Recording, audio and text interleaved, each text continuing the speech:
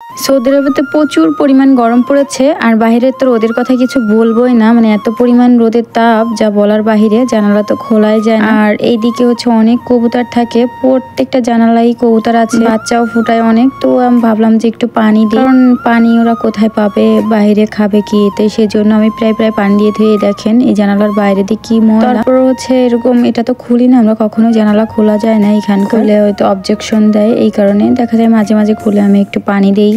অন্যদিকে কিচেন রুমের অবস্থা তো খুবই খারাপ, তো এটা পরিষ্কার মানে ক্লিন করবো একটু, কারণ ক্লিন না করলে দেখা যায় রান্না করতে গেলে একটু ভালো লাগে না। আর রান্নাঘর ক্লিন থাকলে না মনের মধ্যে একটা শান্তি লাগে। আর এগুলা পরিষ্কার করে তারপরে হচ্ছে আমি রান্না বান্না শুরু করি। আগে হচ্ছে ক্লিন করে নিচ্ছিলাম একটু হালকা, হচ্ছে আমি ভিমবার দিয়ে এটা আর কি ওয়াশ করব। এখানে আগে আমি হচ্ছে এটা মাজনি না কি বলেন আপনারা জানি না, আমি মাজনি বলি। এটা দিয়ে একটু হালকা করে উপরের যে ময়লাটা থাকে এটা ডলে নিচ্ছি, কারণ অনেক সময় দেখা যায় যে রান্না করতে করতে না যে তাপে একদম পুড়ে যায়, অনেক সময় লেগে থাকে, তেলা থাকে। এই কারণে ওইটাতে একটু মাজনি দিয়ে একটু ঘষা দিলে দেখা যায় তাড়াতাড়ি ক্লিন হয়।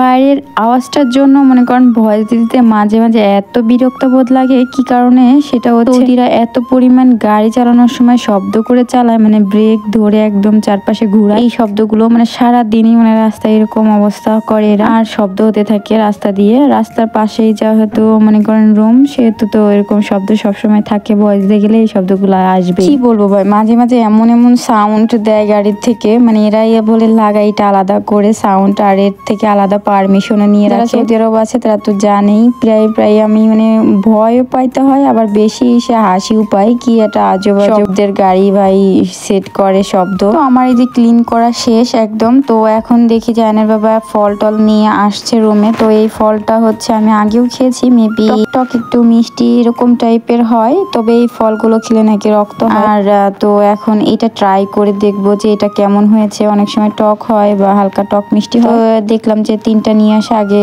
কেটে দেখি যে কেমন হবে, খেতে ভালো হবে না খারাপ হবে। তাই মানে ছুরি নিয়ে বড আনার প্রয়োজন মনে করি নেই, ওই রকমই ভাবছিলাম যে একটু কেটে দেই, যেহেতু নতুন একটা ফল, এর আগে খেয়েছি 2-1, তবে আমার কাছে তখন এতটা মজা লাগে নাই খেতে। তো এখন তো প্রচুর গরম পড়ে, হালকা হালকা টক মিষ্টি এটা খেতে ভালোই লেগেছিল, তো আমি এইভাবেই কেটে নিচ্ছিলাম।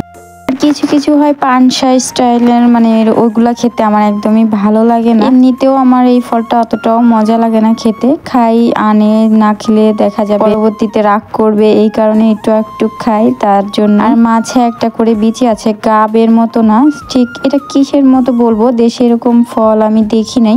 দেশে আপনারা মেবি এগুলা খেয়েছেন কখনো কিনা অবশ্যই কমেন্ট করে জানাবেন। আমি এগুলা দেখি নাই বা আমি খাই নাই, আমার সামনে পড়ে নাই কখনো, এখানেই ফার্স্ট আমি খেয়েছি। তো এইটা হচ্ছে যারা টক লাভার আছে তারা কিন্তু এটা ট্রাই করে দেখতে পারে, এটা কিন্তু ভালোই টক লাভারদের জন্য, একটু টক আছে। যাই হোক, আজকে ভিডিওটা এই পর্যন্ত। ভালো লাগলে অবশ্যই লাইক কমেন্ট শেয়ার করবেন আর পাশে থাকবেন। আল্লাহ হাফেজ।